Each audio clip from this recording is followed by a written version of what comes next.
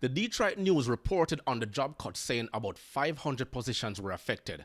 At the end of 2022, GM had roughly 81,000 salaried employees, including 58,000 in the United States, according to the federal regulatory filing. GM CEO Mary Barra had announced in an earnings call in January that the automaker was not planning layoffs as it works to reduce costs by $2 billion over the next 2 years.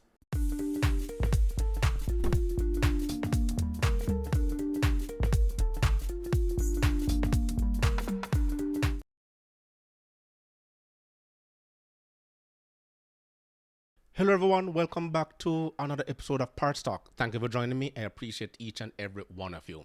In the automotive industry, you make profits by either cutting expenses or increasing sales. But cutting expenses means cutting staff. General Motors has been dropping the axe all year, but no one seems to notice. So today we're going to be focusing on General Motors and Mary Barra. In February of this year, General Motors announced they will eliminate small but unspecified number of salaried and executive positions for what it said were performance-related reasons.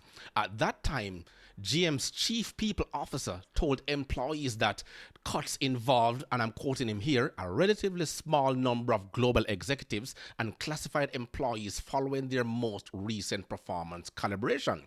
GM spokesman David Barnes said the company is focusing on accountability and efficiency in what it is calling a critical important here.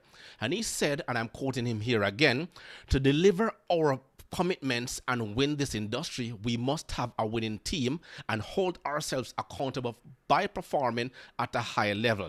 And by focusing on our efficiency, we are preparing for a more competitive environment. The statement went on further by saying today's action follows our most recent performance calibration and supports managing the attrition curve as part of our overall structured cost reduction effort. The Detroit News reported on the job cut saying about 500 positions were affected.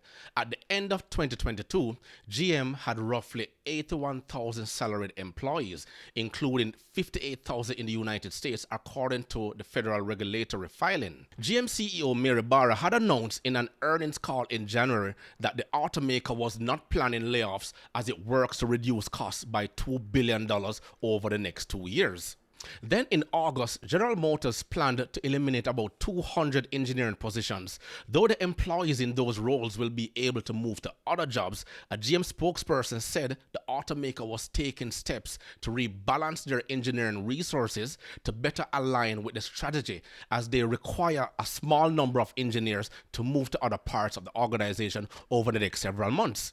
Again, this was in alignment with their $2 billion cost reduction strategy. Now, before that, kindly note that in April 2023, General Motors had about 5,000 of its salary employees elected to leave the company through voluntary buyouts. The voluntary severance packages were offered to U.S. employees who have been with the company for at least 5 years and the executives anywhere in the world with at least 2 years of service. But it didn't stop there, as nearly 180 General Motors employees will be affected by job cuts to software roles, and the automaker confirmed, and this was reported Thursday, October 5th. I'm quoting them here again based on the article. We're building a world-class software service team at General Motors, and in doing so, are streamlining our processes and aligning resources towards innovation, a GM spokesperson said in a statement. He continues, while this impacts a small portion of our team in the short term, it means we can deliver software to our customers faster and more creatively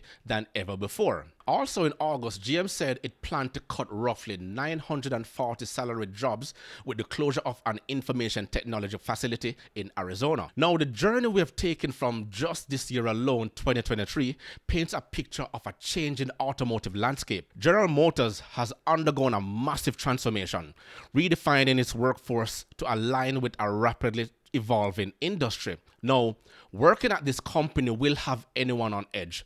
And with the strike going on at this time of recording this podcast, other car makers might be taking notes and doing the same, but maybe not as loud. And for anyone working in an automotive industry, as you all well know, it's a very unforgivable industry. There's no loyalty anymore. That old adage when we used to do the old appraisal system and it says loyalty to company, that is no more. That's gone. That's dead. Zilch. It's no loyalty to profits, and it's all about making the money. As they say, follow the money. Let me know your thoughts below. Remember to grab a copy of my ebook, The Parts Manager Guide. Please smash that like button on your way out. It will only take you 1.5 seconds to do so. Until next time.